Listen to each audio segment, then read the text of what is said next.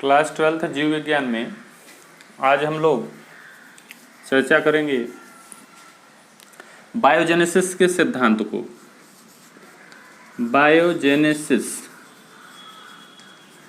Biogenesis का मतलब है जीवात जीवोत्पत्ति। जीवात जीवोत्पत्ति। जीवात जीवोत्पत्ति, जीवों के पृथ्वी पर जीवों की उत्पत्ति कैसे हुई, इसके संबंध में विभिन्न वैज्ञानिकों ने अपना अपना मत दिया, जिसमें से पिछली क्लास में मैंने आपसे चर्चा किया था ए बायोजेनेसिस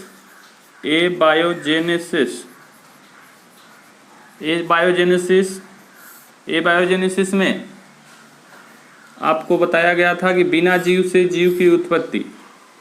ए बायोजेनेसिस का मतलब होता है अजीवात जीव उत्पत्ति।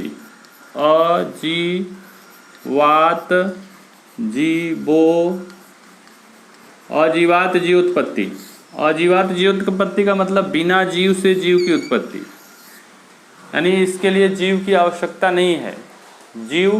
यह सिद्धांत कहता है कि जीव स्वतः उत्पन्न हो जाए। अजीवात जीव उत्पत्ति कहता है जीव स्वतः बनता है, जीव स्वतः उत्पन्न होता है। इस सिद्धांत को अजीवात जीव उत्पत्ति कहा जाता है। इसके लिए वान हेलमांट ने अंधेरे कमरे में मनुष्य के पसीने से भीगी कमीज तथा गेहूं को चोकर को एक साथ रख दिया, तो उन्होंने अपना तर्क दिया कि 21 दिन में चूहे स्वतः उत्पन्न हो जाते हैं। इसको स्वतः जननवाद भी कहते हैं। इसको हम लोग जान चुके हैं। आज हम लोग चर्चा करेंगे जीवात जीवोत्पत्ति, यानी जीव से ही जीव की उत्पत्ति। जीव से ही जीव की उत्पत्ति के विषय में मैंने आपको बताया था कि रेड्डी ने क्या किया था, 2 जार लिया था और 2 जार लेकर उसमें मछली को रखा था और एक जार को उसने पर्चमेंट पेपर को से बांध दिया था, दूसरे को खुला छोड़ दिया था। तो उन्होंने देखा रेड्डी ने कि जिस जार का मुंह पर्चमेंट पेपर से बंधा नहीं था उसमें मक्खियाँ गईं, वहाँ पर अंडे दी, डिम्बक लार्वा वहाँ से बने और वहाँ जीव बन गया। यानी रेड्डी के प्रयोग से यह सिद्ध होता है कि जीव से ही जीव की उत्पत्ति संभव है। तो हम लोग यहाँ पर रेड्डी का प्रयोग पढ़ चुके हैं। पिछली क्लास में रेड्डी के प्रयोग में यह बताया गया था कि जीव से ही जीव की उत्पत्ति, यानी मछली जीव थी और मक्खी भी जीव थी। मछली और मक्खी एक दूसरे के संपर्क में आए तो जीव से जीव की उत्पत्ति हुई थी। तो आज हम लोग जीवात जीव उत्पत्ति के भी विषय में पढ़ेंगे, लेकिन इसमें हम स्पेलेंजनी का प्रयोग पढ़ेंगे। बायोजेनेसिस, जीवात जीव उत्पत्ति यानी जीव से ही जीव की उत्पत्ति, इसमें हम लोग पढ़ेंगे स्पेलेंजनी का प्रयोग। स्पेलेंजनी का प्रयोग। स्पेलेंजनी जो वैज्ञानिक थे उन्होंने रेड्डी का सपोर्ट किया। रेड्डी जो अपना प्रयोग किया था, रेड्डी ने मछली को लेकर, और उसने यह बताया था कि जीव से ही जीव की उत्पत्ति होती है, बिना जीव से जीव की उत्पत्ति संभव नहीं है।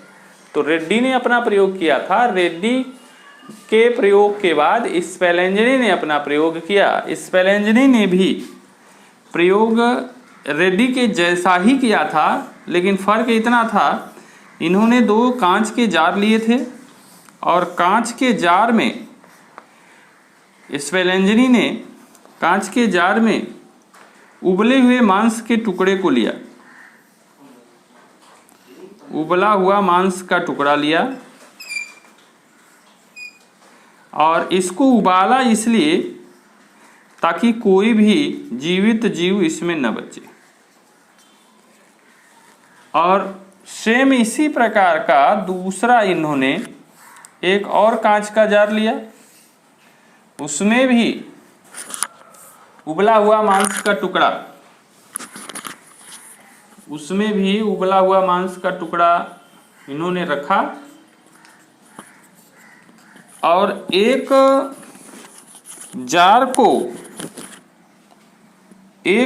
को उन्होंने पर्चमेंट पेपर से बांध दिया ताकि कोई भी इसमें जीव ना पहुंच सके हवा के माध्यम से भी कोई वायरस या बैक्टीरिया न पहुंच सके, यानी हवा में भी अगर जीव मौजूद होगा तो वहां पर न जा सके। दूसरे जार को इन्होंने खुला छोड़ दिया।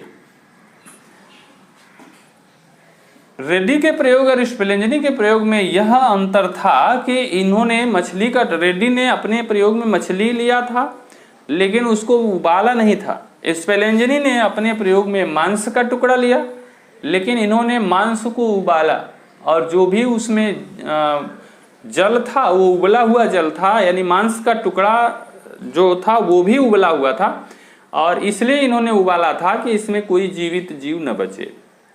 क्योंकि स्पेलेंजनी का यह तर्क था कि हो सकता है रेड्डी ने अपने प्रयोग में उबले हुए जल को नहीं लिया, तो हो सकता है उसमें पहले से ही जीव मौजूद हो, तो एक्सपेरिमेंट यह गलत सिद्ध हो सकता है। इसलिए उन्होंने, यानी स्पेलेंजनी ने अपने प्रयोग में उबले हुए जल को, मांस सहित उबले हुए जल को लिया।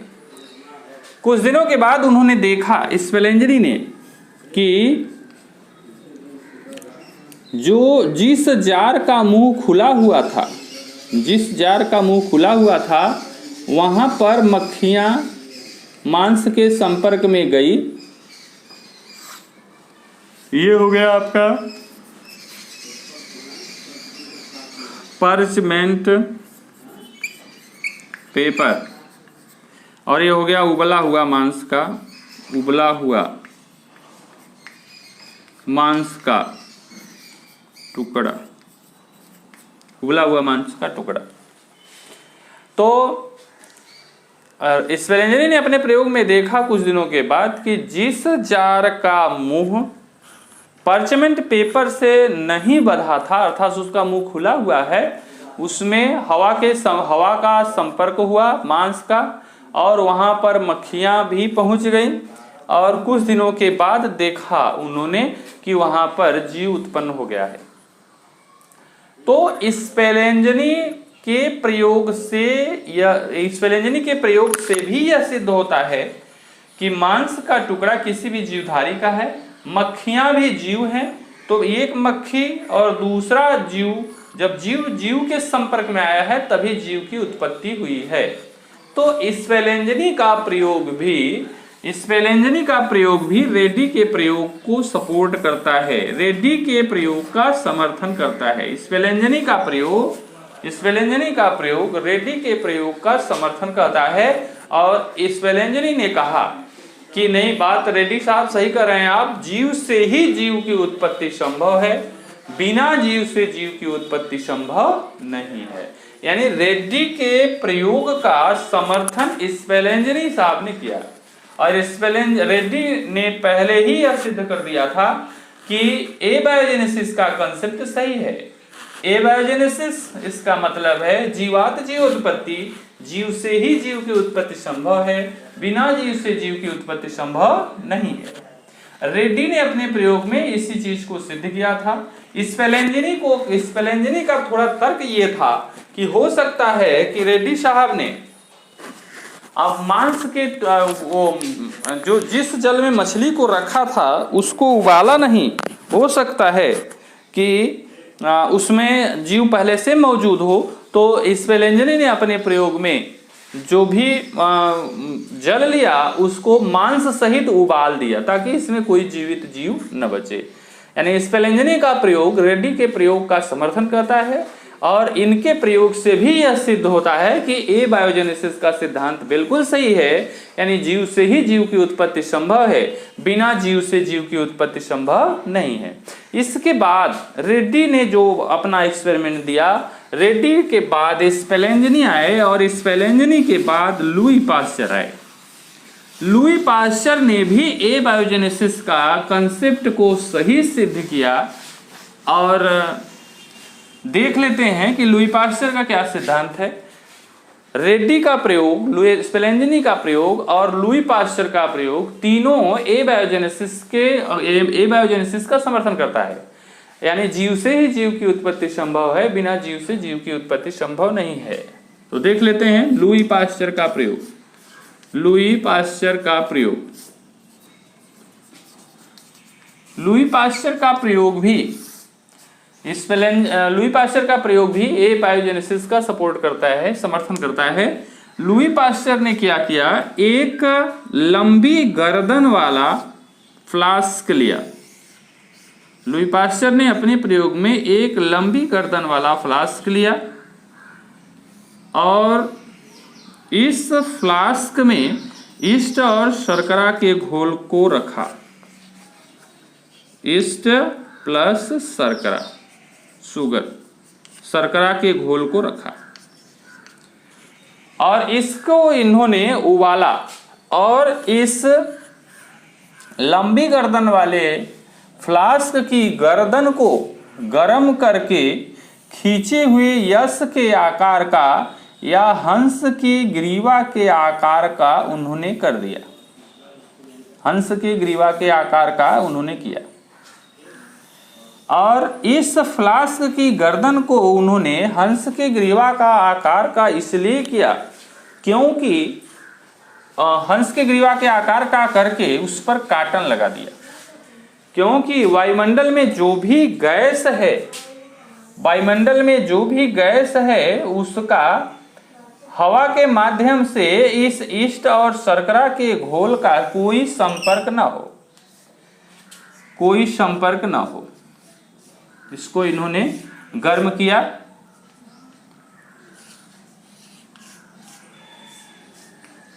और संपर्क ना हो जिससे हवा के माध्यम से भी कोई बैक्टीरिया और वायरस न आ पाए, और इसको इन्होंने क्या किया, गर्म किया और गर्म करके यहां पर काटन लगा दिया। काटन, ये काटन है, काटन लगा दिया। ये हंस की ग्रीवा के आकार का, हंस की ग्रीवा के आकार का या खींचे हुए यश के आकार का भी लिख सकते हैं आप, और इसको ऐसे इन्होंने छोड़ दिया तो उन्होंने देखा नो बैक्टीरिया, यहां पर कोई भी बैक्टीरिया उत्पन्न नहीं हुआ। 8 दिनों के बाद उन्होंने देखा न तो ईस्ट और शर्करा के घोल का हवा का संपर्क हुआ और न तो कोई यहां पर बैक्टीरिया उत्पन्न हुआ। अब उन्होंने क्या किया, इस गर्दन, हंस की ग्रीवा के आकार जो फ्लास्क का गर्दन था उसको ब्रेक कर दिया, तोड़ दिया।